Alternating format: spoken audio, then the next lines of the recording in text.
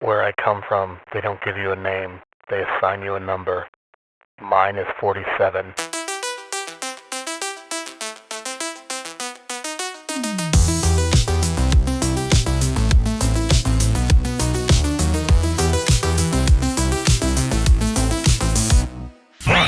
Welcome in, ladies and gentlemen. I'm Jason. And I'm Kyle. This is the Canon Brawl podcast, where every week we watch one movie from a particular fandom in its entirety chronologically, whilst critiquing, ranking, recasting, roasting, all of the things. And this season we're watching every video game movie ever made. And I took NyQuil. Kyle took NyQuil, so we're on the fucking clock here.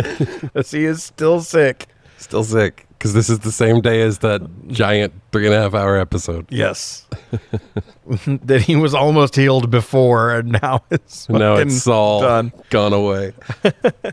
This week we're talking about Hitman. Hitman. Yeah. What is your history with this game and movie? Man, I've never seen this movie.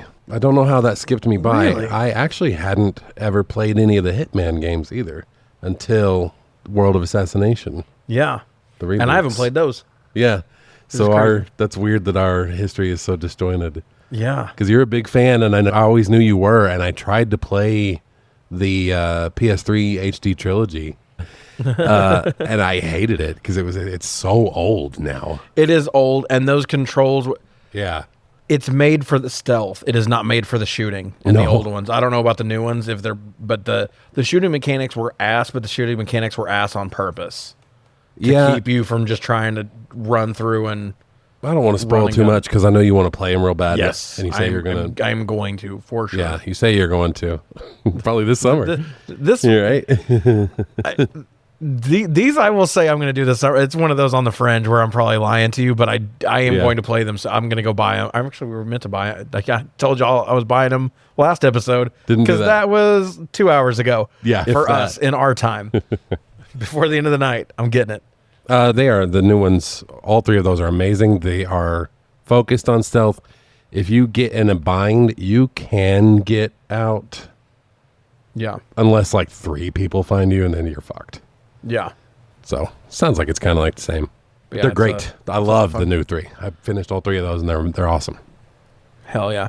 For me, I saw the movie when it came out. I liked it. I didn't remember it being like super awesome, but that was back when I was watching movies like going out to the theater all the time. Yeah. So I must have got lost in the shuffle on me or something like that. But I remember liking it and thinking it was pretty faithful.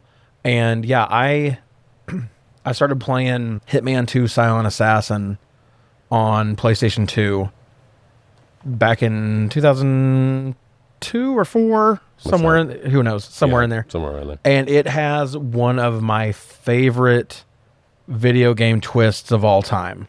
Ooh. Yeah, it's one when people do the whole like biggest reveals or twists or whatever in a video game, that never gets mentioned, but it's always the first thing that pops in my mind. Yeah. Yeah, I love that game. And Okay. Blood Money is fucking awesome. Contracts is fine.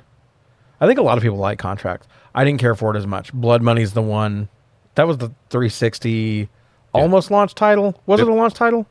I think it was like the second wave, or something probably. like that. But yeah, Blood Money went fucking hard. Oh shit. Yeah, I love those games. Those are supposed to be being remade, That's fucking cool. so that's exciting.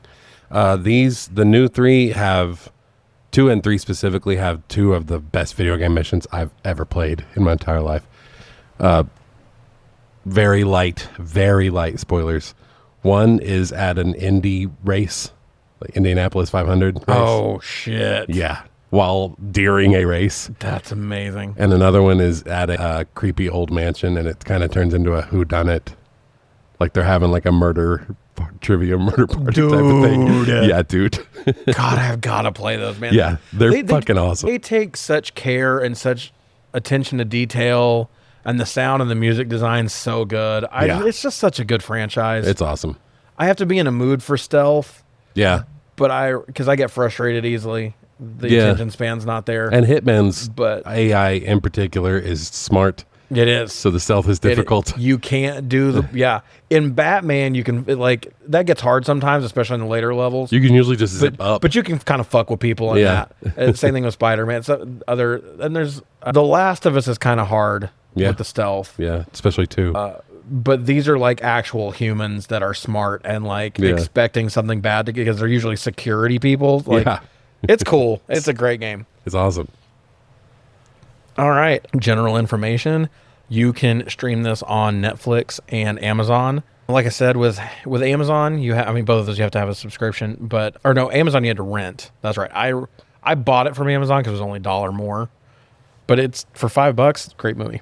Nice. It was made in 2007. Its director is either Xavier. I should have looked this up. I meant to look it up.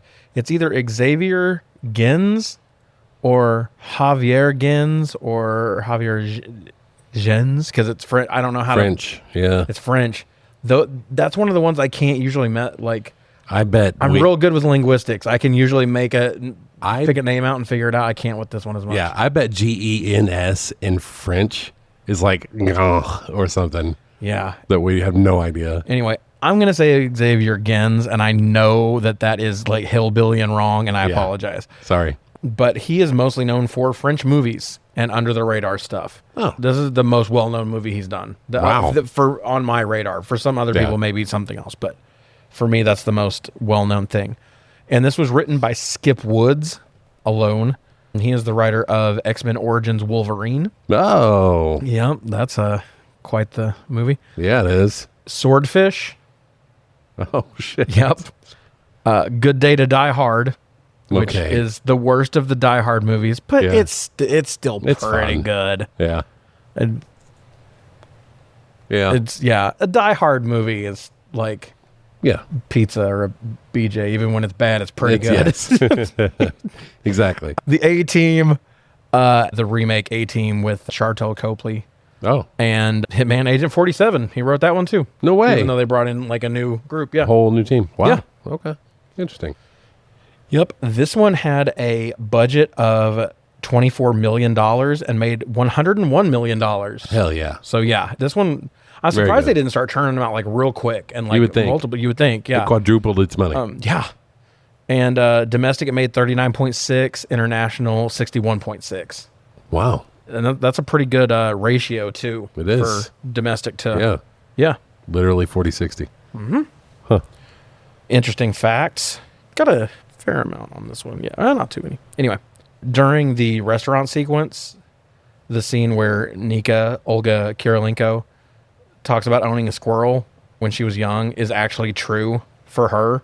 Oh. And she just had to improvise something and went with that. So that's pretty cool. Okay, nice. Javier Gens was removed from his directing editing position after Fox decided to go back and reshoot and re-edit the movie in October 2007. Whoa. Fox denied this, claiming he was still directing and editing. However, it was later confirmed true by Timothy Olyphant.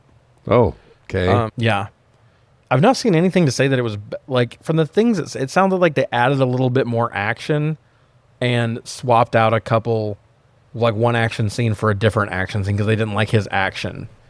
But I was going to say that this does not feel like there was two directors. This does not feel like it was all over the place. This does not feel like a disaster that had to be fixed. We've seen a couple of those already. Yeah. I don't know. Maybe they just did such a good job fixing it. Yeah, maybe. Maybe whoever they brought in was just a fucking G.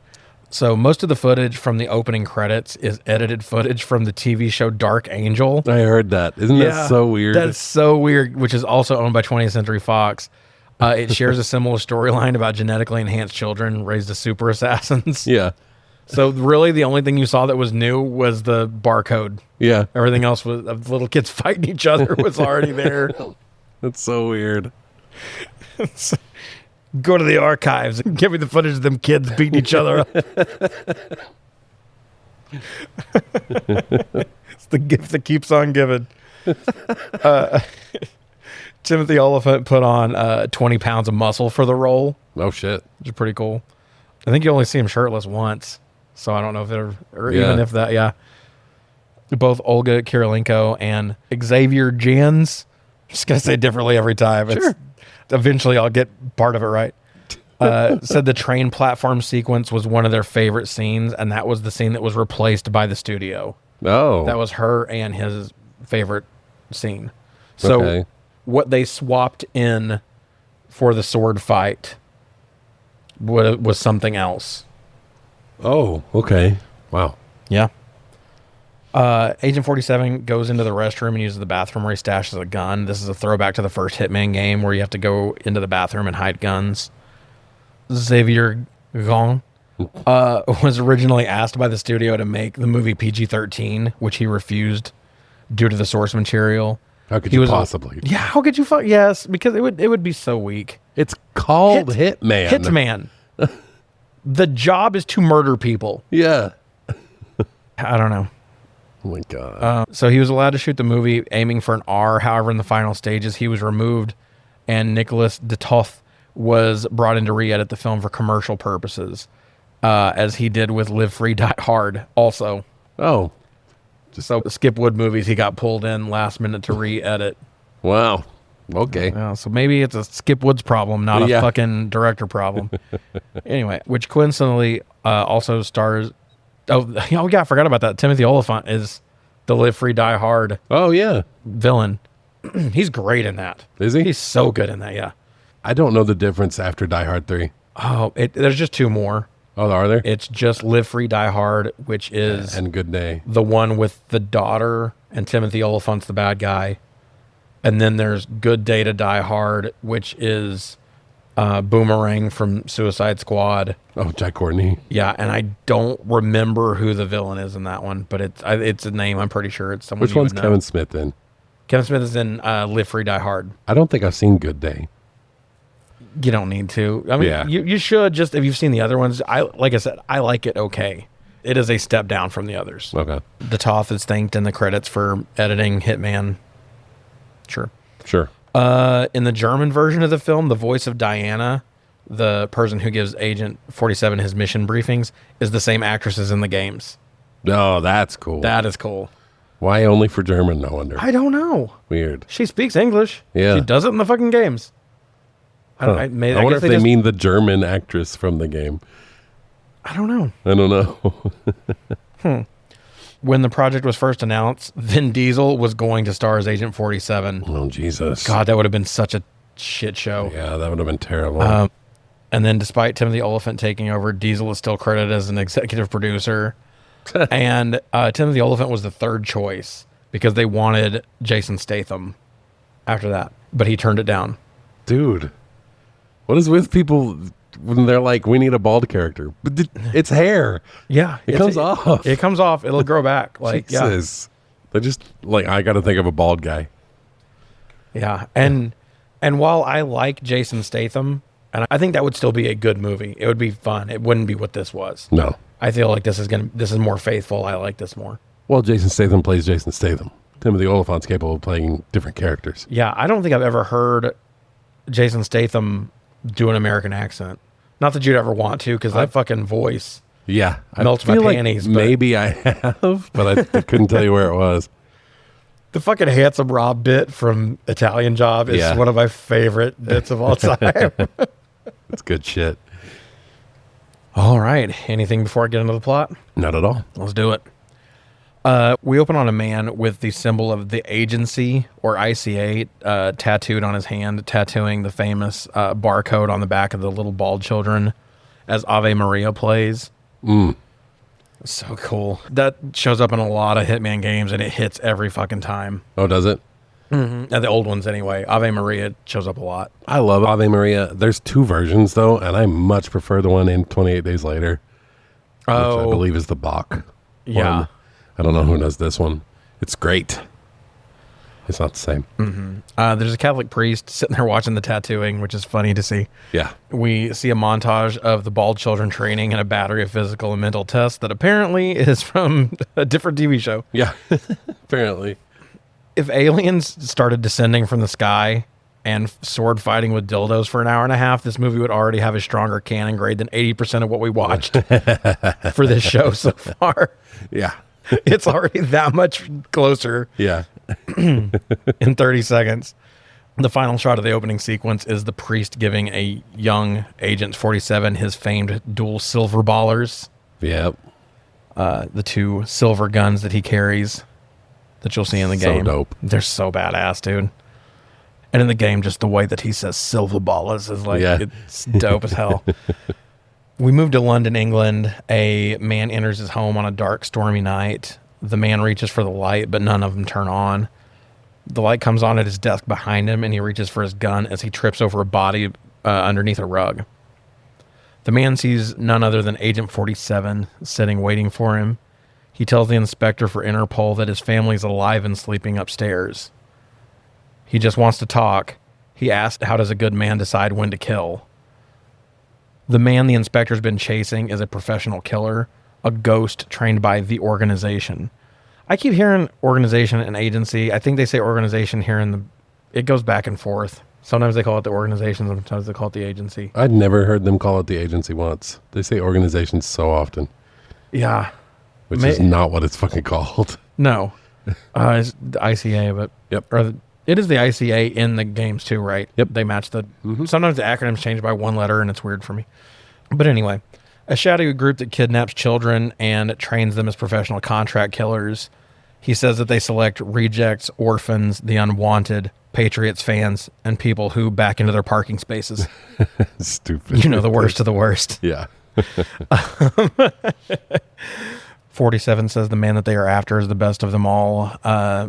This talk is overlaid with a man being taken to an African warlord as he's about to get macheted. We see stitches on his throat. He tells him an American made him swallow it, and we found out there was an explosive that kills the entire death squad. Side note, they do a quick cutaway where he's stuffing the C4 down his throat. Mm-hmm. Why is there a cut on his throat? Oh, yeah. They make it look like he cut him open and put him in, but he didn't. He made him swallow it. Yeah. It's fucking weird. It was weird. We drop in on an exchange between Inspector Whittier and the African police investigator. They think it's a simple case of the brother that exploded was orchestrating a revenge plot against his brother. Whittier tells him he's chasing a ghost and that the man they are after is likely responsible for over 100 deaths. And then they show a thing with the map and the push pins. He walks over to the general's map and he's like, we have this many already. Yeah, on your map. Why do you have pins on my map? And also way less than a fucking 100 Yes. attacks. It's like 15. Would you break in here last night and put pins on my map? You are either a fucking just compulsive liar, right? Or a fucking idiot or a weirdo. One of those things is true. Yes. The fuck? Look at your map we've prepared for you. He's like, where the fuck did that come from? He's like, no, those are actually our water yeah station. That's our water towers. Oh, never mind. It's in the same place in my office. Do you know who this guy is that's playing Whittier? Dougray Scott. Yes. But I can't place him. His most famous claim to fame is a movie he wasn't in. He was cast to be Wolverine. Oh, shit. Yeah, but he couldn't get out of Mission Impossible 2. Oh, fucking Mission Impossible 2. So they called Hugh Jackman, and the rest is history. That's crazy. Right? Wow. That's a mind fuck to even think about what that would look like. I know. Huh. He might be Ryan Reynolds' best friend now. We cut to 47 at a hotel, and he's sipping scotch with ice at the bar when a woman across the bar decides that she wants him to take a hit out on that ass. Yeah. And he respectfully declines and walks away. Yeah, she introduces herself as June, so I wrote her down in recast, and she's just never in the movie again. She never shows back up. It's like, oh, okay. Oh, do you do those as they come up? Yes. Yeah, I don't do that. I've been fooled too many times before. Yeah, apparently. So 47 heads to his room and sprinkles orbs of some kind by the door, and then connects an explosive to the door and ties off a rope on the balcony. I wonder if those will come back into play. Probably not. After a shower, he receives correspondence from the agency. A robotic voice explains that their client wants Mikhail Belikov, the Russian president, assassinated. 47 already made the arrangements, but the client wants him to move it up to make it public. And 47 reticently accepts the new parameters, but he goes through and starts reading the digital dossier on Mikhail and his brother Dougray Belikov to try to update himself and prepare himself as the best he can with the new plan. We see Belikov stopped on the street by the media. A man next to Belikov goes down, and then Belikov is domed by a high-powered rifle as well. 47 blows up the murder weapon in its case and walks away calmly. Yeah, I thought he took this shot. I thought he missed. Yeah. For a while, I thought that. Oh, really? Yeah. No. Because at first I was a little, because I've seen this before, but it's been a long time. Yeah. When the first guy drops, I'm like, that's bullshit. He wouldn't. And then That's exactly what I when I was like, oh, that was just to clear the way. Yeah. Okay. Got it. This is when I noticed that the score is fucking dope. The music's so good. Yep. Love Just it. like the games. The music is so important. It sets the vibe so well. I noticed the music a bunch in the front and didn't notice it at all after the first third of the movie. And that, to me, means it's good music. Yeah. Because once it sets the vibe for me, I'm like, oh, I like this. And then it just kind of fades out for me. Yep. Starts doing its job. Absolutely. I mean, unless there's like hype moments where like something swells or whatever, and like I pick it back up. But for the most part, if it doesn't stand out to me after we get moving, that means it was good music. Yep. In St. Petersburg, 47 is in line to escape by train when he receives a text from the agency for him to call. The disembodied voice tells him that there was a witness and that he needs to intercept them. The screen tells us it's Nika Borodina, sorry. Oh, my. I know, right? I'm doing great with these names today. Nika Borodina. 47 finds her on the street and is about to enter a car when he pulls his pistol. He sees the tattoo on her cheek and it gives him pause. In that second of hesitation, a bystander gets his head fitted for an air conditioner by a sniper bullet. And the shot was intended for 47. And then we see the man behind the rifle is clearly another agent of the organization. Yeah. Another bald guy with barcode. The barcode. 47 nonchalantly walks away, avoiding the would-be assassin, which he's way more chill than I would be. Even as someone who's supposed to be a badass, he's just walking like this. Look at how bad that guy missed. He ain't gonna fucking hit me. He can hit me. And just strolls off. Is it Whittier? Whittier, I think.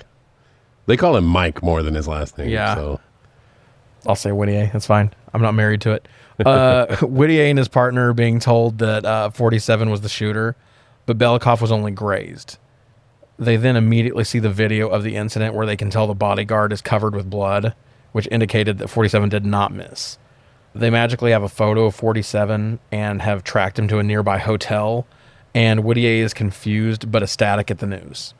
Yeah, and I think it's important that when he looked straight at Olga Kurylenko, Nika, she looked at him and nothing crossed her emotions. Yes. That he meant nothing to her. So that was cool. It was interesting. Yeah, we'll get into that later, but that dynamic, I love it so much.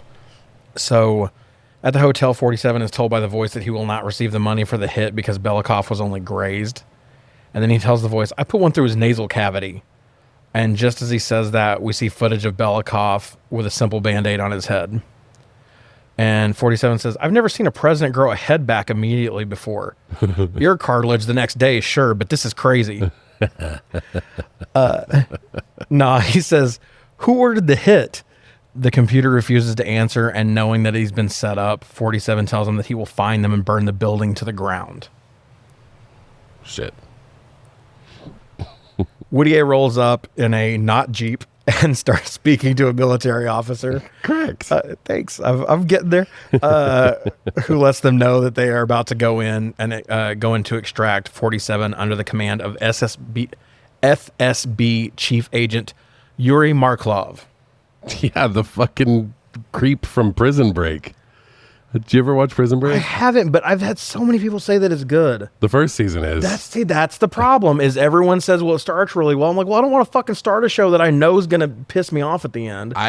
Like, if it's the last season, I can forgive a bad ending because bad endings are subjective and maybe I will like it, whatever. But if someone's like, well, in season whatever, it just kind of dips and it doesn't come back. I'm like, well, I don't want to fucking do that. Well, they're out of prison by the end of season 1. So, prison broke. Yeah. Should be the name of the fucking show. So I just consider it over by then. I never watched anything further. Fuck. But he plays a fucking creep, meth addict. He'd be good at dog. Yeah. Dude, his face, Yeah. Yeah, you can tell he's like a great character actor. There's a lot of different things you can use him for. Yeah, I like him. So the team enters the hotel and they make their ascent up the stairs. 47's phone rings and it's none other than Diana. Oh, shit. His gal in the chair from the games. Yes. Fucking love Diana so much. Hot take. I think I like Diana more than Cortana. Holy shit. And I like Cortana a lot. That is a hot take. Yeah. I don't know if I'll go that far. I'd have to play them both again, like both series, like again, full through for that. But including the new ones. Play the new ones because she's awesome in those too. So that might even solidify your opinion. Just from the old ones, I fucking love Diana. Because she's always the ride or die. She's everything that goes... Because they're always trying to fucking kill him. Yeah. It's a Hitman game. What are you going to do? Just everything's going to work well? No. Fucking, they're always trying to kill him. It's always coming back on him, and she's always the one that's got his back. Yeah. The soldiers step on the beads in front of the door, and it triggers the explosive. 47 runs and leaps out of the door while grabbing the rope he had tied earlier. Oh. Yeah. He swings into the room below, and the kids in the room are playing Hitman. Yeah, they are. Yeah. And the way he fucking lands is gnarly. Yeah, it is. He kicks the window in and then lands on his knees that like scorpions him on his face. This shit's rad. And those kids are just like, fuck it, whatever. I think they're playing contracts, but I don't remember. Oh, that beats me. Yeah, it's because I think it's like the introductory like tutorial mission for contract. It would have to be contracts because I don't think blood money would be. Anyway, it doesn't fucking matter. I'm this is just for me. Okay. As they swarm the building in pursuit of 47, he nonchalantly walks barefooted to an ice machine where he's planted his silver ballers.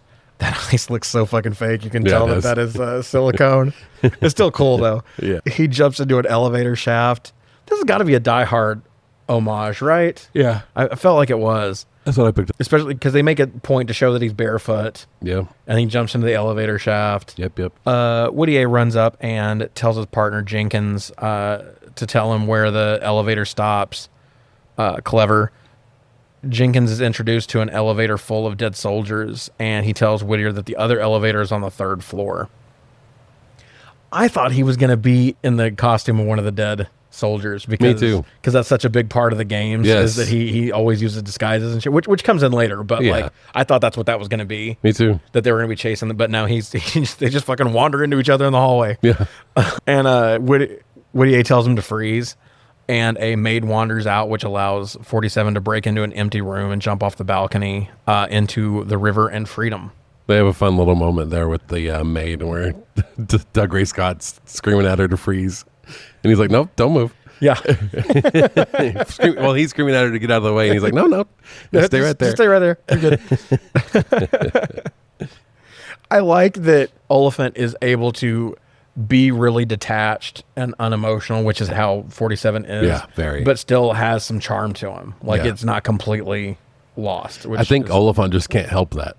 I think so. He does kind of have that aloof, like even when he's being the like charming guy, like he does have a little bit. It's like both sides. I feel like both sides of this character are in him. Yeah. So it works out pretty well. I love him.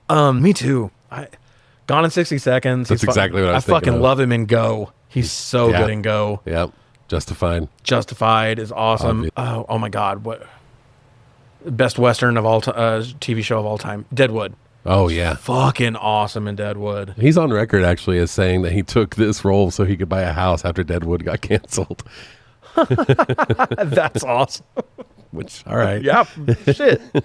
I wish he'd fucking got himself a boat on number 2. You're right. You need more houses, bro. Yeah. 2 for like a day. That was cool. Yeah. Whittier goes to talk to the military guy who tells him that they lost 16 men. In the snatch. I almost put that. That is a deep cut reference. What is that from? Splinter Cell. Splinter Cell. How many minutes? 3. We lost 3 good minutes. Snatch. The opening mission dialogue. Oh shit. But yeah, the military guy seems regretful about the situation because he knows that he was wrong and sent them in and they died anyway. Yeah. Also, 16 men dying in an operation like that is probably quite a lot of paperwork and explaining to do. Yeah. So, and he does that as one of their forensic people, fucking trips a protocol that fries 47's hard drive and all the evidence in it. So they're just fucking Keystone copping it all over this goddamn place. They're rooting through the leftover suitcase of 47's gear when Markelov shows up and gives them the business. He tells them that since this covers intelligence, the EU law decrees that Whittier has to fuck off. And Whittier tells Markelov that he knows the assassination photo is doctored. 47 goes to kidnap Nika, and he stuffs her in the trunk while telling her that he's taking her to somewhere safe. I'm sure she's super relieved about that. Yeah. Oh, really? Okay, cool. Also, there's a dead man in the trunk already. She screams. It's a funny scene. They don't get a ton of time together on screen, but it's fucking entertaining every time they're together. Yeah. The camera angles are really interesting that they're using too. They're using some, not Dutch angles, but some low camera angles that you wouldn't typically set up for just conversational scenes. I love impressive the cinematography. filmmaking. Yes. Yeah. Cinematography, And when we get to, I'll talk about it in a minute. I'm going to talk about the camera again when we get to when he goes to make the reservations at the restaurant. Yeah. But we'll get there in a minute. So he ties Nika to a chair in a much less fancy motel and asks a battery of questions, and she eventually gives up that the Russians use doubles, and he tells her that Belikov is likely dead, that's the real one that he shot. He puts a gun to her head and is stopped by the dragon tattoo again, and he asks her why her face, and she says it's the only place that she knows he won't hit her. Jesus. Yes. Which is dark, but I don't think I've expressed this yet. Through some of the camera trickery and effects, they're showing every time he looks at that tattoo, he's reminded of his barcode and what that means, and that he was just seen as a number, a product, not a human. Yeah. And how that makes him feel versus that the same has been done to her. Yeah. And so that's what someone who, for all intents and purposes, wouldn't think twice about putting a bullet in someone. Yeah. I mean, I guess we're seeing he's a good person through the Whittier thing and that he's trying to get away from him, but he really doesn't want to kill him because he knows that he's a good cop, a good dude, that sort of thing. Yeah. But the relationship with her and seeing that tattoo is I really like the way they're conveying that without words. Are you familiar with Olga Kurylenko, the actress? No, I know I've seen her in something else. I cannot pull it. She's a Bond girl. She's in what most people widely regard as the worst Bond movie, in Quantum of Solace. Oh, shit. Yeah, she's the Bond girl in that. She's also somebody crazy famous in the MCU, which I don't know if you're aware of. I don't. Is that going to come up in a few minutes? Yeah, I could tell you. It doesn't spoil the trivia question. Oh, okay. Then yeah. She's Taskmaster. She is? Yeah. Holy shit. Right? Wow. Yeah. Yeah, I love her. She's awesome. I was going to say, I've seen her in 3 things now, and I love her in all 3 of them. Yeah. So, that's awesome. Huh. Well, goddamn.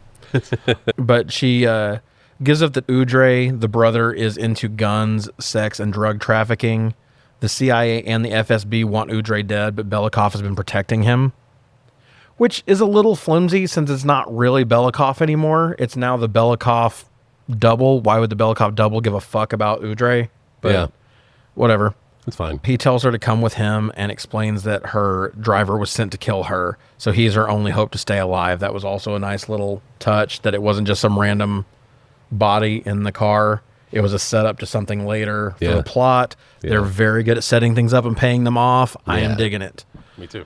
And then, but that's her only hope to stay alive. And Kyle, your only hope to stay alive is to ace these trivia questions in Test Your Might. Test your might.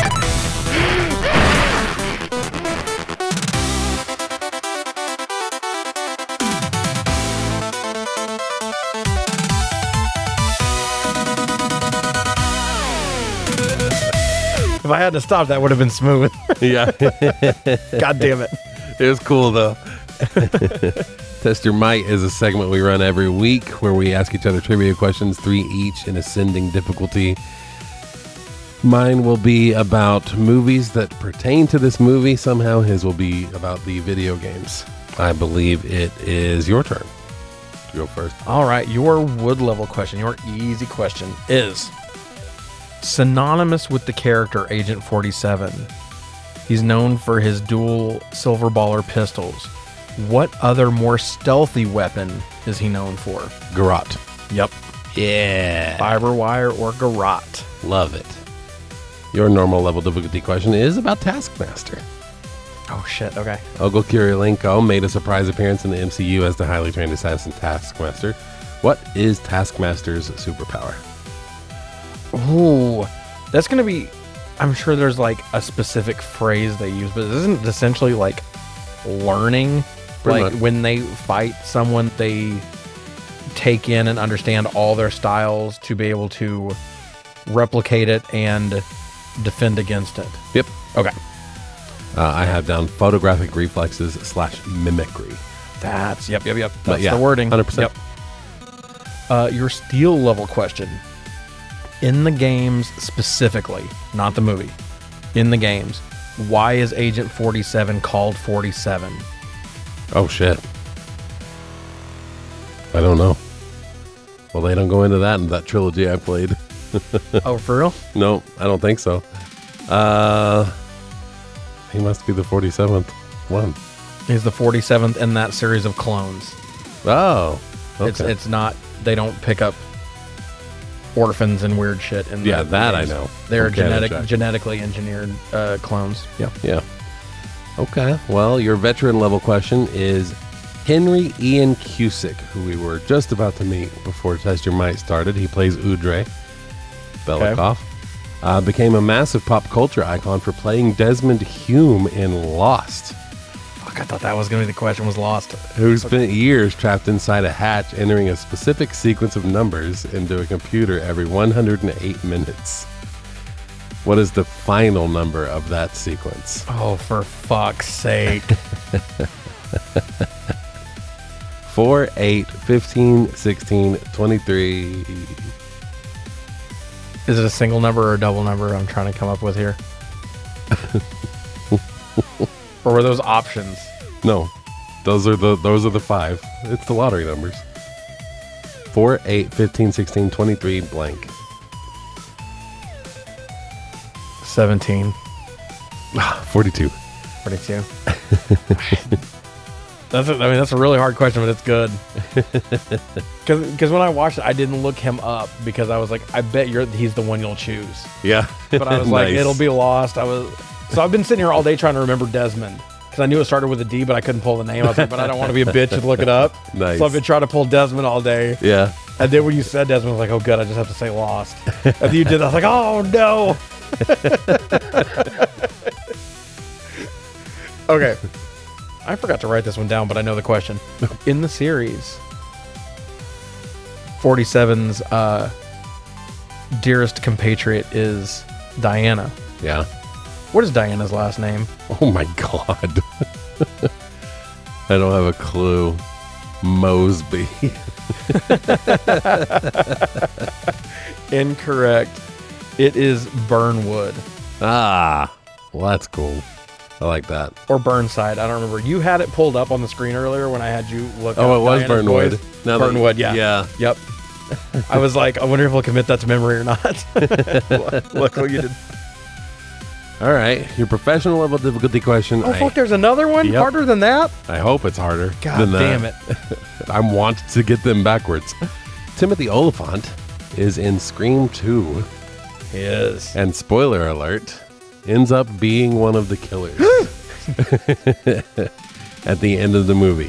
What actress played the other killer? Oh, God damn it. It's Aunt Jackie. Oh, shit. Good job. Oh, what is her fucking name? Lori Metcalf. Yes. Let's fucking go. I cannot believe you remember that. It feels like the middle one always gets me. Yes. And then the hard one. It's a hard question, but I just happen to know it. I bet nobody else out there knew that. Fuck yeah. Why'd I pick Wes Craven as a fucking professional difficulty level question? That's fair. Yeah. I do watch a lot of Wes Craven movies. Except for like Cursed. I've seen that once when I was like 14 or whatever. All right. Back to it. What's the military guy's name so I don't have to keep calling him the military guy, the chubby guy? What chubby guy? The one who orders the men in on behalf of Yuri. Oh. I don't know.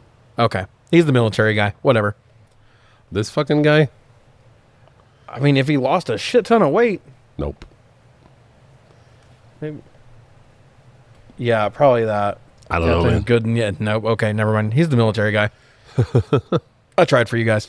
Military guy explains Russia's heightened border security, and Whittier realizes that 47 will take the train deeper into Russia because he says he knows his every move. He knows him better than anybody, something like that. Yeah. At the train station, 47 sends Nika away because he sees the older hitman waiting for them. Oh, shit. Yep. 47 walks by in a disguise, a hallmark of the franchise, and baits the other agent into revealing himself for Whittier and Jenkins. I thought that at first. I think he's just getting him to follow him there so he can kill him. Yeah. But I thought he was trying to pull him out so he would get nabbed by the... Which is what... It worked. It did work. Yeah. Even if it's not what he was going for. So Jenkins follows them to platform 9 3/4. And it does say platform 9. It does. Yeah. 47 leads them to... You're a hitman, Harry. Anyway, stupid. 47 leads them deep into the corridors underground as number 2. I looked that up. It was wrong. I put number 5. I put him as number 5 because I think Amazon said number 5. And then we looked it up like in 2 places, and he's number 2. It doesn't fucking matter. Anyway, he's the old hitman. Sneaks up behind him, and then 47 immediately disarms him and tells him that he's gotten slow and shoots him in the knee. He says, I'm too old for this shit. And he asks him, why is there a hit on me? And then sees that Jenkins has been watching the whole time. Did you think that was Jenkins? Yeah. Is it Jenkins, though? Because then... I don't know. Okay. I think... Okay. I thought it was Jenkins the whole time. I still kind of think it is. But then they get approached by a black hitman. Yes. That looks just fucking like Jenkins. Yes. Which is weird. And then I think what happened is that was part of the platform scene that got deleted. Yeah. And I think they put a character in that looked like Jenkins so they could explain his silhouette. Yeah. But that could be all headcanon. I don't know. Yeah, I don't know. But that's what happens when you start doing that thing where you go in and try to fuck with someone's movie once it's already made. Yeah. Is you get weird little loose ends, which, I mean, if that didn't confuse for the way the scene connects, it would be fine because you'd just be like, oh, okay, whatever. But yeah. So. Also, that silenced gun that he used to put the cap in Hitman number 2's knee was what an actual silenced gun would sound like with the loud pop instead of the pew. Yep. That was fucking awesome. That was awesome too, yeah. Man, this movie. He tells 2 to stay there as he shoots him in the armpit. Yeah. He's like, stay there. Gives him another one. Cut to Olga also in the, or not Olga, Nika, whatever. Right. In the corridors looking around, just not followed his directions again. On a train car, it turns out that it was not Jenkins following him. We just talked about that, but even though he knew he was just following him around, that's weird. It turns out it's 3 hitmen, and we're in a Mexican standoff-ish, in a 3 against 1 sort of way. Yeah. It's like it's not really. And then 47 says, how about dying with a little dignity? And pursuant to Kyle's favorite video game movie trope, they dropped their goddamn guns. Put our fucking guns down again. You just bitched about this Just a couple weeks ago. about this on Resident Evil. This fucking video game's about guns. However, it does turn into a dual-wielding 4-way katana fight, and I'm never going to bitch about Ends that. up being fucking dope. Yeah, I wrote, here's word for word what I wrote. Another fucking put our guns down scene. ... Actually pretty dope, though. Yeah. I withdraw my objection, Your Honor. Yeah, I put this as a pretty sweet fight scene. The highlights are when 47 flips that guy upside down and then fucking pins him to the goddamn wall Yes, with the sword. Holy shit. Fucking rad. And then when he strangles the final hitman with his tie, right? Yeah. Yeah. And pulls him up over his back. Yeah. That's dope. It's awesome. Second fight on Canon Brawl under a train, too. Because in Resident Evil, they have that one with Letty. Yeah. Yeah. Interesting. He goes back to number 2 to finish the interrogation after disposing of all the dead bodies in a crate, which is a thing from the game. Yeah, it is. Sorry if I'm stepping on toes here. I'm just excited to see things that are from the game. 2 is still indignant and gets finished off by 47. And then we see that Nika was witness to the murder. She's scared and crying, and she apologizes for disobeying him, and he holds out his hand and shushes her. Jenkins rolls in out of wherever the fuck, whatever time warp he's been wandering through for the last fucking 10 minutes when he was right on them. Yes. So maybe it was him that ran away, but then came right the fuck back. He got his courage back. I don't know. That's fucking stupid. That's the one continuity thing in this that is really dumb. Yeah. 47 shoots him in the arm and uses him as a human shield for when Whittier runs in. And then 47 shoots Whittier in the chest. Shit. KOs Jenkins and goes to finish Whittier off. And then he hesitates when Nika asks him to relent, and he does. That's pretty dope. It's cool. It's good, man. It's good character development. Yeah. We're, again, paying off on following your own rules, paying off the things you set up, the shit that you should be doing in movies. Yep. The inspector's ribs have been broken from being shot. They leave, and this is when he's with other authorities later. We find out that his ribs have been broken from being shot in the vest, and Markov offers to give him medals if he leaves Russia, or get him fired and prosecuted if he doesn't. Yeah. And Whittier stands up and runs his hands down Markov's collar and crushes and sprinkles a cigarette all over him in this like baller ass move. Yes. I don't even remember what he says to him because it was fucking cool when he does cool. the move. Yeah. And it's fucking so disrespectful. Yes. It's just disrespectful in like the smoothest way possible. Yeah. Oh shit, bro. I know you had it like that. At a gas station, 47 lets Nika out of the car where she goes off on him for his treatment of her. And he tells her that he got rid of the body that was in the trunk. Because she was still in the trunk, and yeah. And then it cuts to a little old guy that hears all this and is chuckling about it. She's chuckling about it. And he grabs her by the arm, throws her in the car, whips the fucking sandwich at her, slams the door, and then looks over at that guy and gives him the look like, women, am I right? That shit cracked me up. Me too. So hard. He's being such a piece of shit and then looking over someone and be like, these fucking women. Right? It's so inappropriate. In the goofiest way possible.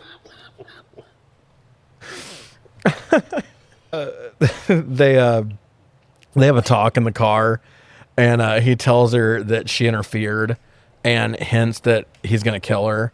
And she explains that she isn't a whore by choice and that Belikov bought her for 300 American. Holy shit.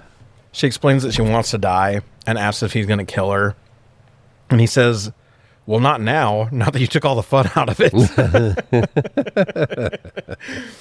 No, he says no. And then she says, you don't want to fuck me and you don't want to kill me. I've never seen so much indifference in my life. Which feels like a hot take. Because if that's the metric for caring about someone, that leaves me with Lauren Boebert and Katherine Heigl.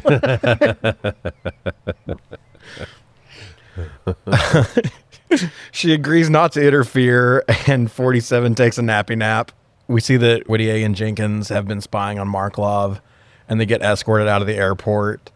It is funny when they're like talking about how fucking illegal this is, and if they get caught, they're completely screwed. Yeah.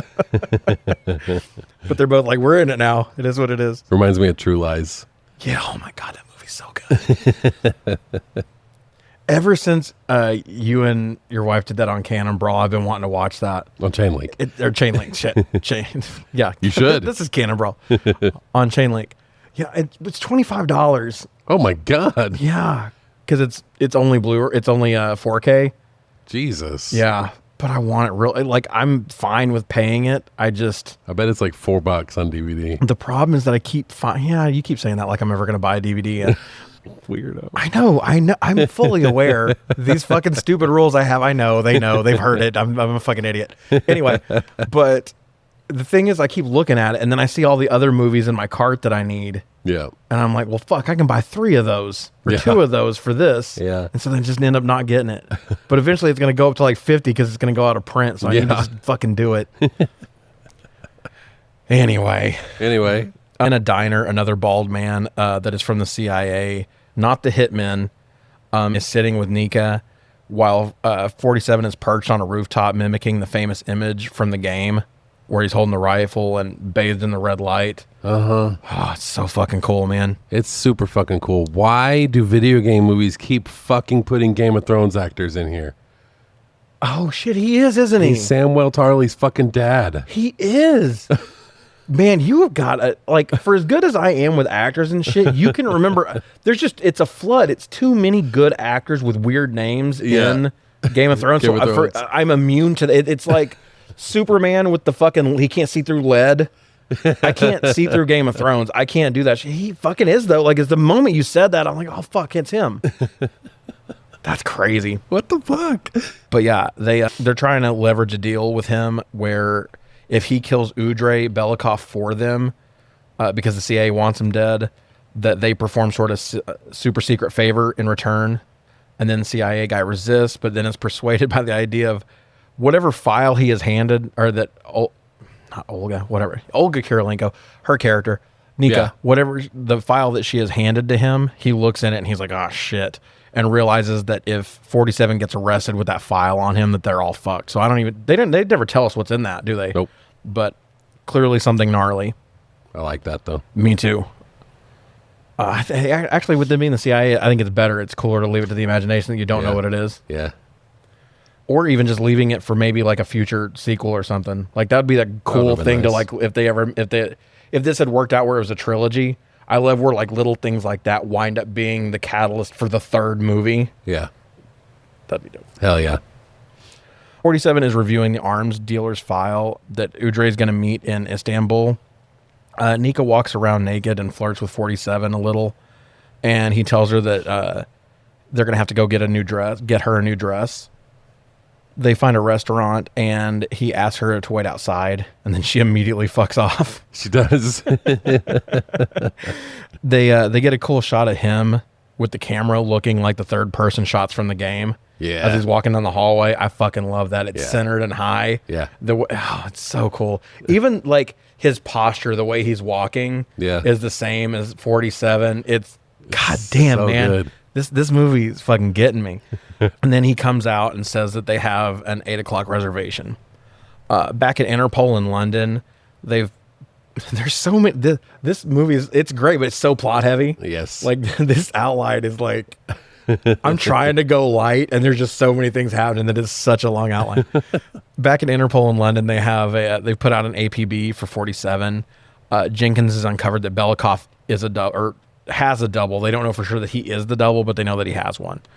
In the restaurant, 47 snags a glass from a waiter and asks what table it's going to, and then puts it back on the tray. Nice. Yup. Next, 47 and Nika have a scene of a lot of sexy banter and trading of some moderate to severe fuck me eyes. Mm-hmm. And they have got some chemistry, boy. Yeah. That scene is good. Like, you're watching them, you're rooting for them. You're like, just kill this person later. Y'all got business to attend to. We predictably see that 47 poisoned table 27, not to kill him, but like make him sick. And he heads to the bathroom. 47 heads to the bathroom, gets frisked ahead of the poisoning. and goes for his hidden pistol and a syringe in the toilet. He kills the bodyguard and incapacitates the arm dealer after he was done throwing up in the toilet. He collects an upset Nika and leaves. Back at the hotel, she asks 47 to undress her, and she starts seducing him. He knocks her out with a syringe, which is not the injection she was looking for. 47 sneaks off to impersonate the arms dealer, which he almost immediately gets tipped off for not being. Yeah. Dougray starts pretending to sell to him anyway, which that was cool. Yeah. 47 asks about a pistol, and Dougray acts like it's he's going to shoot one of the escorts in the eyeball. And 47 starts calling him inept and misinformed to throw him off his game. And then Dougray fires a wildly inaccurate shot at 47, who just whips a fucking gun at him. Because he's handing him empty guns. Yeah. So he just fucking throws it at him. Which you can do in the new trilogy. Oh, can you really? Yeah. That's fucking dope, man. But all I can think is like, honestly, who throws a gun? 47 causes a small explosion for distraction's sake and then grabs 2 SMGs and starts wrecking shop. The scene culminates in Dougray being disarmed by a grenade. And then 47 says he needs his help with his brother. And Dougray says, fuck my brother. What do you need? Just say... And then he says, just this, and then shoots him in the head. Fuck. It's dope. When he gets back to the hotel, we get a silent scene of him covering her up. And then in the morning, she ties his tie for him. It's really cute. I like the character development. Like it's such a good relationship, the way they're building it on here. Yeah. Magically, the military guy sent 47's suitcase from a few days ago that Yuri had. After they were banned from involvement with the case, right? Sure, whatever. They find a big key and try to decipher where it comes from, given its translation. On a train, Nika tries to convince 47 not to go through with it, with killing all of them, and he tells her it's the only way she'll be safe, and he says he will find her. She says, I don't even know your name, and that's when he says, where I come from, they don't give us a name, they assign us numbers, minus 47. Which is fucking fire. Yeah. And then she says that explains a lot. Which does, like, you get to see, like, he's been observing her. Like, we didn't talk about it, but in the scene in the diner when they're flirting and she asks about how observant he is. And he starts doing all the things where he's, like, picking little things out. Like, he's been observing her and learning all these things. She's been telling him things, too, but he's been learning all these things about her just from what he's seen. Yeah. And... he tries to keep her at bay and close her off. And just that one line, like, she is able to understand so much more. I mean, she's probably figured some of this out, but, like, is able to pick so much up from it that it's good, man. It is good. The actual character work and writing that pays off, makes sense, and follows the rules of the world. I barely know what to fucking do with myself right now. Markov goes to see the fake Belikov in a morgue with just rando body parts strewn all about. I don't think that's protocol, but whatever. The two are making veiled threats at each other. And why would the power be with the double and not with the agency that put him in power? Why would the power not all be with the FSB? Yeah. Why does the double give a fuck about Dougray? Why is the double protecting Dougray if the FSB wants Dougray dead? Yeah. And why... that's the one, like, big... we had that one big continuity error earlier. This is our one big plot issue. Yeah. Is that I know it's stupid, but you should have done it with a, like, it was a twin or something. Yeah. There had to be some sort of stakes where it would matter, because doing the double thing doesn't, or you have to have some sort of rival faction in the Russian government that holds some sort of cards. That works too. Yeah. Because you're keeping up appearances or whatever. But I don't know. I don't know. Back at Interpol HQ, Whittier is about to be fired for being turned in by Yuri. And he figures out that Dougray was assassinated and it's a ruse to get fake Belikov out in the open. The acting in this movie has been fucking great until this moment. His boss can't act for shit. No, he's really bad. So bad. And there's one more bad actor in a very soon scene. They just have never delivered lines before. I don't even remember what the lines are, but they're awful. We get a weird scene where the lights go out in either a house that's way too big and empty for a government employee with a family, or a completely empty Russian intelligence building, and neither of those fucking make sense. I don't know. I don't know what he's in or why he's in it. I don't either. And then 47 strangles him over a rail downstairs. Yep. That doesn't kill him, so he can electrocute him in a bathroom. That's also a little weird. That feels like something that might have been like put into. Yeah. Stitched together weird. But anyway, when he's in the bathtub, 47 threatens to kill Markov's family if he doesn't call in the execution of Belikov. The funeral is set to begin, and a Russian military officer that is old, unconventional looking, and bald. Why do we keep choosing people that look the same? I don't know. All these roles. It's fucking. This has been a very clear and concise movie for the most part. And yeah. Picking people that look too similar to each other that don't have big parts is frustrating. This is the second guy. This is the other guy that can't act. Oh, this one. Okay. Yeah. He tells Woody A how foolish anyone would be to try to interfere with the ceremony. Yes, that line. Yeah, that line is fucking stilted and dumb. You're right. I had forgotten about that. Fake Belikov steps behind bulletproof glass to give the eulogy. Yuri looks at the ducky of his children and decides to call in the hit. At the last second, they fire on Belikov, and it starts to splinter the glass, and he stares at it like a fucking idiot until the third shot when he finally ducks. Yeah. A man in FSB tactical gear comes up fast behind the president and his men, and the masked man trips Belikov and then mows down the others in a hail of gunfire. He takes off his mask to reveal that he's 47, and then blasts his way out. Woody A tries to figure out his next move by inspecting the key. And 47 fights another would-be assassin and stomps his fucking head flat. Yeah. He gets him in alone with Belikov, fake Belikov, who tries to bargain with him. It's unsuccessful, and 47 puts one between his eyes. Immediately, a Russian gunship hovers in and rips the floor to shreds. They leave, missing 47 in the process. They just shoot a bunch and are like, all right, we're good. Yeah, fuck off. That ought to do it. Well, that's a day, boys. Yeah. Interpol barges in and arrests 47, who decides that he'll go willingly. As they march down the cathedral steps and drive away, they have the knowing where this ends talk. Dude. Which is fucking dope. So good.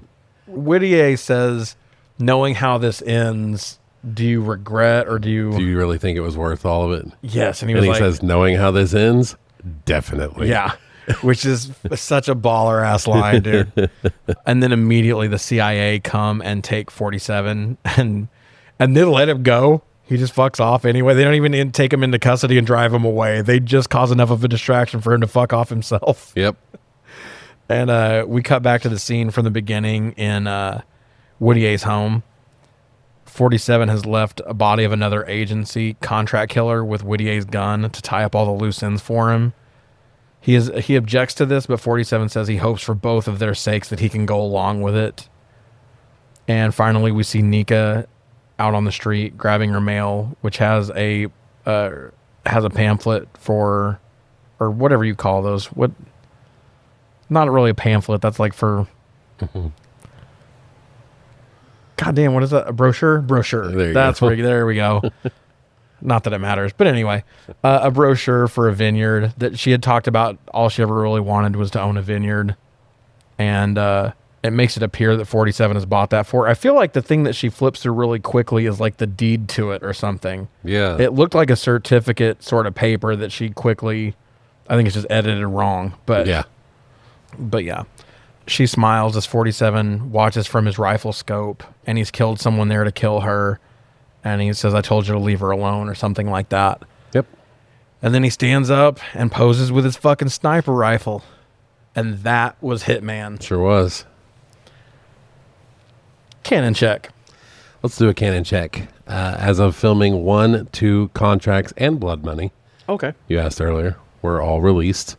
So, with the origin of him with the orphans and all the... Yeah. That stuff's made up for the movie. He's a genetically engineered clone, as you said. You alluded to earlier. He's the 47th one. He's created from the DNA of, I think, like 5 of the world's most dangerous criminal masterminds. Yep. So that origin story is different. The organization in the movie does not exist in the game. It's called ICA, as you also alluded to. He works for them. He takes missions for them. They betray him constantly constantly trying to kill him. And then the only gripe I have is that the whole point of the games is to get in and get out without anybody ever knowing you're there. Stealth. Like in a perfect playthrough, no one would even know any of these people got murdered. Yeah, in a couple of the games, they are built where you can get through the entire game without firing a shot. Yeah. If you set up the correct deaths the correct way, people will be like, oh, that guy got electrocuted to death, or that guy got fucking heartburn. Yeah, and they'll all flood to go see what's going on and let you get past them or get to the next thing. Yeah, and this is kind of an action movie, honestly. It's not a stealth movie almost at all. Yep, and it sounds like that's partly the studio. Yeah. Because it was meant to be more stealth and less full-on action, and they wanted to do more action. Yeah, it sucks when studios step in. That's going to give it a C- for me on Canon.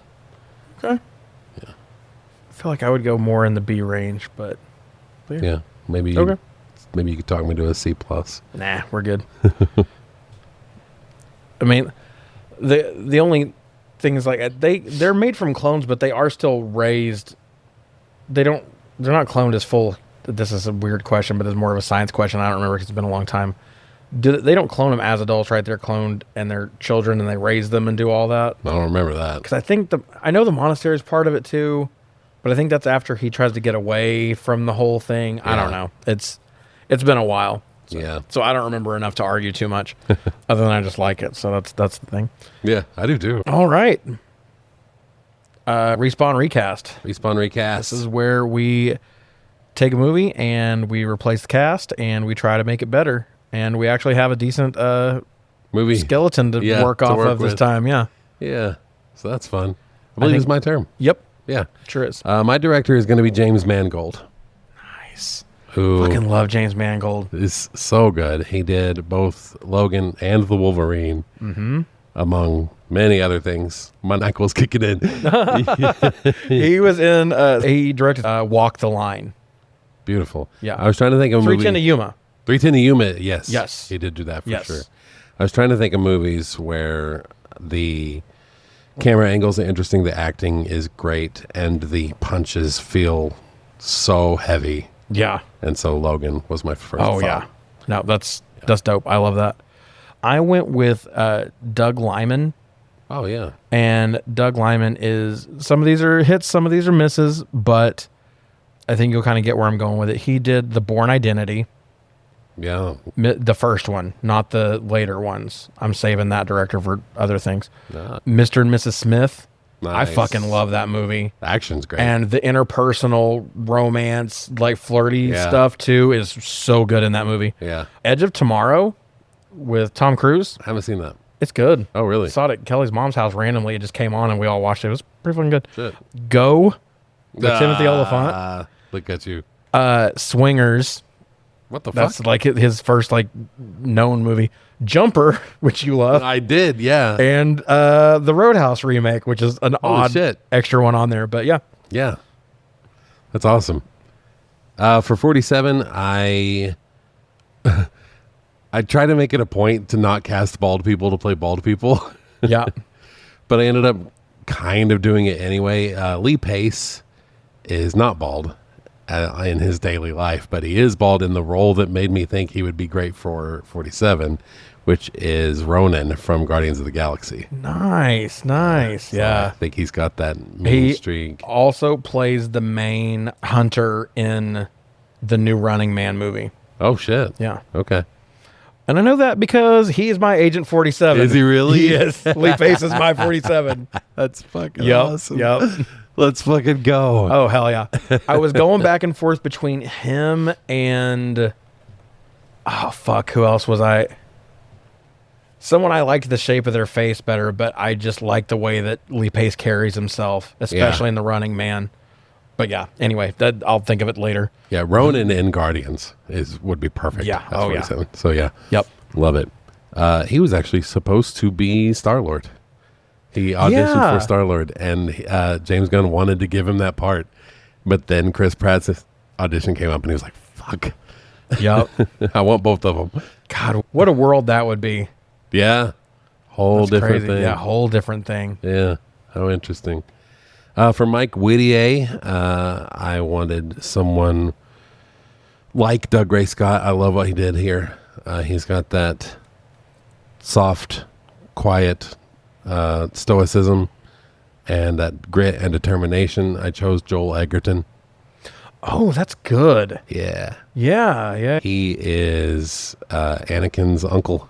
Or dad, actually, I think, in the Star Wars prequels. But he's in The Warrior. He's in the Thing remake. I fucking love him in It Comes at Night. It Comes at Night goes hard. Yeah. Yeah. And the way he defends his family in that is fucking... Oh, yeah. It's awesome. And we have another weird kind of connection here. I went Ewan McGregor. Hey! Nice. Yeah. Another Star Wars connection. Hell yeah. And that one's kind of... Dougray Scott looks a little like Ewan McGregor. Yeah.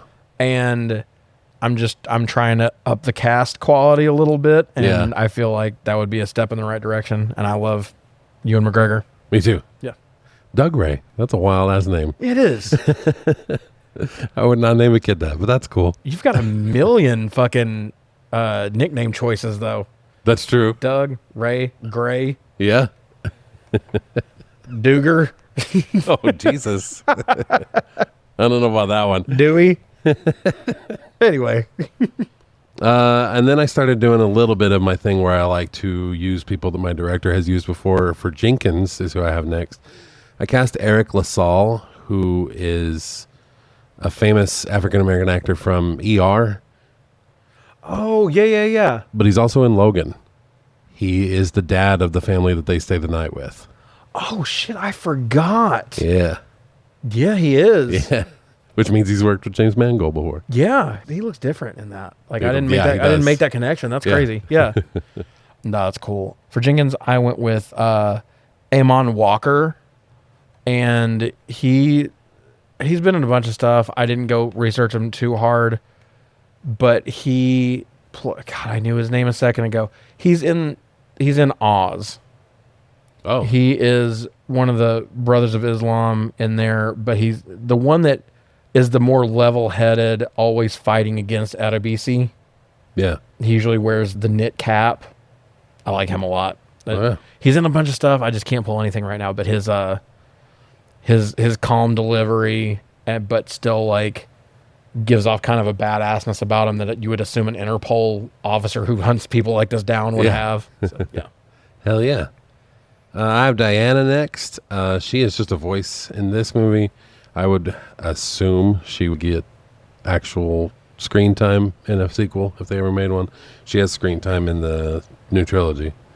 Okay. She's not just a voice on the phone. But I chose a British woman, obviously. I chose Naomi Harris, who is Moneypenny in the new Daniel Craig Bond movies. Yep. So, of course. That's a great pick. But she's also one of the only other survivors in 28 Days Later. She's the woman that Cillian Murphy finds. Shit, she is. I didn't make that connection either. You're blowing my mind today. I love it. I'm going to end up using this person again. I may have already used this person. I don't even remember, but it's a voice, so I feel like it's all fair game for these made-up rules I've made in my head. Yes. Emily Blunt. Oh, I don't think you've used her. Great. I love the way her voice sounds. Did you say your guy directed Edge of Tomorrow? Yeah. Nice. Yeah. Shit, I didn't even think about that. I didn't even intend for that connection, but yeah. Hell yeah. Mm-hmm. Yep. Love Emily Blunt. Absolutely. She's got a great voice. For Nika next, I wanted to cast a Russian since Olga is Ukrainian, to be clear. Yeah. But I cast Svetlana Kochenkova, who is in a James Mangold movie. She plays Viper in The Wolverine. Oh, okay. Yeah. Yeah. So, hell yeah. I went with I'd like to pretend that I went like super in depth and I matched with director or I matched with like who would be a great foil. I didn't. I was like, who is a good actress and is hot with short hair? And so I went with Morena Baccarin. Oh, yeah. Yeah, from Deadpool's Deadpool. wife. Yeah, Yes. Deadpool's wife, yeah. So, God, I love her. And from Gotham and a million other things. She's awesome. She is awesome. I adore her. I have Yuri next, and I went with the person who I second most despise from Game of Thrones. Have to do Game of Thrones every week. Pilu or Pilu Asbeck plays Euron Greyjoy, the man responsible for firing a giant arrow at... Do you not remember this? So much. I got to go back and rewatch. He's Theon's big brother from the Iron Islands. Oh, okay, Yeah. okay. Yeah, ends up taking over as king of the Iron Islands and works with Cersei for a while. Nice. Murder. I missed what Murders the character you dragon. said next. Who is he? Yuri. Yuri. Okay. Yeah. Oh, yeah. Okay. Yeah. That makes... I should have been able to pull that on my own. Okay. I went with Viggo Mortensen. Oh, yeah. Yeah. I've never seen him play a dirtbag. I'd be interested too. A History of Violence. Okay. He is... I don't remember the exact Context. context of that, but I feel like he's a shit bad, or at least very like dangerous. Like, I don't know how I feel about this character in that. Nice. And he's kind of got that. I mean, obviously he's Russian. Which I didn't know that. I until didn't know looked it that up, either. But yeah, Nice. he's kind of got that look and Yeah. great actor. Okay. Cool. I have Mikhail Belikov next. I wanted to cast a Russian, but then this guy crossed my mind, and I just couldn't fucking not put him in here. Bryan Cranston. Oh man, that'd be good. So he's good in everything. Oh, he's great in everything. Yeah. So And he can play such a good bastard. yeah, absolutely. I went with someone who's a little more. I know Russia's not technically. I mean, kind of Europe, whatever, Eastern, mostly Asia. Yeah. But I went with Stellan Skarsgård. Nice. Yeah. This guy kind of looks like he him. very much has. Yeah, he has kind of the diplomat sort of look. He's not Yeah. as like military-esque looking as Belikov is, but he's got kind of that feel. Yeah, agreed. It's perfect. For Dougray Belikov, I just wanted someone who could have fun, kind of being a psychopath. And the person I think I've seen have the most fun on screen doing anything ever is Alan Tudyk. Alan Tudyk is fun, man. So I want to see him let loose. Pirate Steve. Yes. Gar. Gar. I went with someone who is a little more age appropriate for Stellan Skarsgård, and someone who also is a fucking weirdo in the best way. I went with Peter Stormare. Oh, nice. Yes, love Peter Stormare. Hell yeah. 8mm, Fargo, Until Dawn. Until Dawn, Yeah. Big Lebowski. Big Lebowski. Yeah, We Coen want brothers the love money. Yeah, they do. Coen brothers do love him. Cut off your Johnson. Yeah. And then I have Hitman number 2 as the final guy, the older Hitman who's chasing him around. And I felt like this movie absolutely fucking adores Leon the Professional. So I cast Jean Reno. So did I. Yes! I shit you not. I was like, he's a little too old for it, but I'm He picking is. some people that are a little older, so maybe we would pretend that it's scaled back a couple years Yeah. or whatever. Yeah. Nope, I thought that too. It had a lot of... God, what is the name of that director? Because I almost went with that, Luke Besson. Yes. I almost went with Luke Yep. Besson, and I was like, no, I want to save him for later. And I liked Doug Liman for this, and so... But I was like, no, I'm still going to pick... That's not going to change that there. I like it. Hell yeah. Hell yeah. Is that everybody? Yep, that's everybody I've got. Got it. All right. On to our game over moment. Dude, I don't have one. Out of being forced to, Yeah. I put the sword fight, but I also put my guilty pleasure as the sword fight, which I feel like nullifies it. Yes. So, yeah. This movie's great, man. We're on to the leaderboard and our final thoughts and all that stuff. I really enjoyed this so much too. more than I thought I was going to. Yeah, me too. Like, I knew I was going to enjoy it. I was happy for this to come. I've been excited for this one for a few weeks. Yeah. But I still remembered when I watched it being like, oh, this is kind of dumb. There's a few little nitpicky things, and y'all know that that's like my whole job on this thing is to nitpick and be a fucking goober and pay attention to all the little stupid shit. There wasn't that much. No. There's those couple big. There's that one big continuity thing, and there's the one plot hole which is sizable, but it doesn't hit you till the end. After you're already fucking in love with all the characters and everything that's going on. Yeah.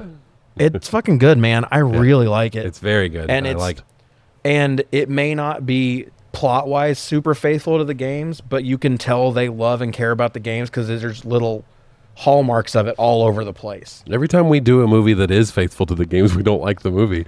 Yeah. Because that doesn't work on screen as well. So except for Uwe Boll, who's like, fuck a game, and then puts in all of his weird shit that doesn't mean anything. Yeah. All right, where do you think? A tier, B tier, C tier? Obviously A. Yeah, it's fucking A. Yeah, of course it is. Where do you want to go from there? So I have it at number 1. I do too. Yes. Yeah, this is number 1 for me, and I don't think it's particularly close. Yeah. I don't think it like runs away with it, but I think that there is a gap there. Yeah. I don't know if I think it's better than Silent Hill. I have thought on multiple times that it is. I definitely think it's better than Resident Evil. I do too. For me, those two are flipped. Mm-hmm. So by halfway through this, I was like, this is better than Resident Evil. Like, as much as I love it, and I've got, pulls my heartstrings. The same with Mortal Kombat. Like, this has that level of attention to it has more touch tone to the game than Resident Evil does. Yeah, it does. And it might not be as spot on as Mortal Kombat is, but it's way more competent as a movie. Yeah. Like, if this were, we always talk about, like, if this were named something else, I'd like it more. If this was whatever. Yeah. If this were named something else, it would just be a badass fucking movie, and we wouldn't even think about, like, oh, it's good for this. It's good for It's just a good movie. It's fun. This is movie number 19 or 20? This would be 20. 20. Last week was 19. So we've watched 19 movies that if I recommended to someone else, I would apologize for first. Not this one. No, not even a little bit. Not even a little bit. I would recommend this to anyone. Yeah. Even people who don't give a shit about video games. Yeah. Dudes, women, like, doesn't matter. I think everybody should see this. Yeah. My mom would like this fucking movie. If she hasn't, she probably already seen it, honestly, but like yeah. Hell yeah. So yeah, consensus here is number 1. Last week we got a new bottom. Today we have a new top. Yep. Now I'm not going to go out on the limb and say that this is the best movie I've ever seen. Like I said, the last one was the worst movie I've ever seen.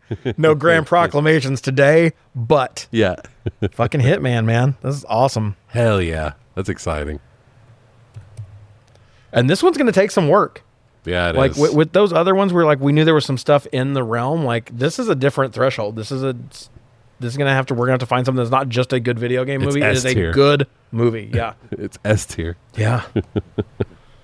Yeah. Once we start putting a lot in here, we may have to make a re-rank where we have like 2 or 3 that are S tier by the later on. So that's gonna be one of them, I bet. Absolutely. All right. Well, shit. I'm all giddy now. Me too. I forgot to look at what we have next week. I think it's in the Name of the King. It should be in the Name of the King, and I'm almost positive that that's on Tubi or Pluto, if not, or YouTube. It's on one of those for free.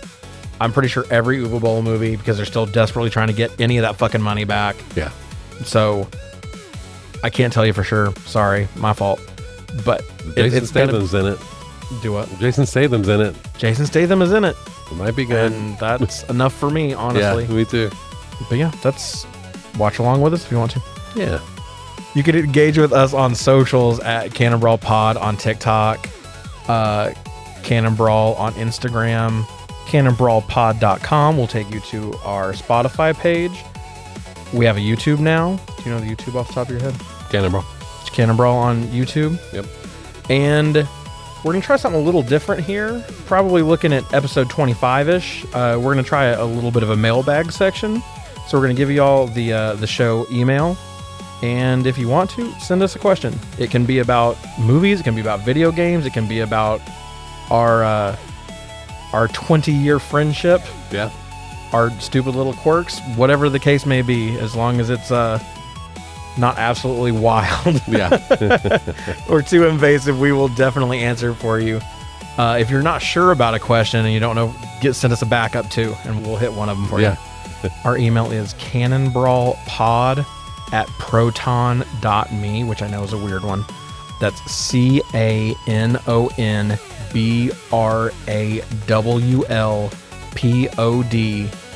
at PROTON.me. So yeah, that's another way to engage with us, and we will continue to add to that stable. Likes, follows, shares, repost, all that stuff. It all helps us. Comment on things. If you disagree with us on stuff, tell us. Let us know. Yeah. I'll fight you. Yeah, he will do it. With mind bullets. If you need more Kyle in your life. Yeah, I am on Chain Link Theater with my wife. We will review movies over there too. We usually try to aim for good ones. Yeah. Although we just did. Hey, we just hit a good one. We did do it. Was by fucking accident, but we did it, goddammit. Yeah. We go where the list takes us. Her and I go where the chain takes us. Having a lot of fun. Yep. So. All right. We will see you next week. All right. See you guys. Bye.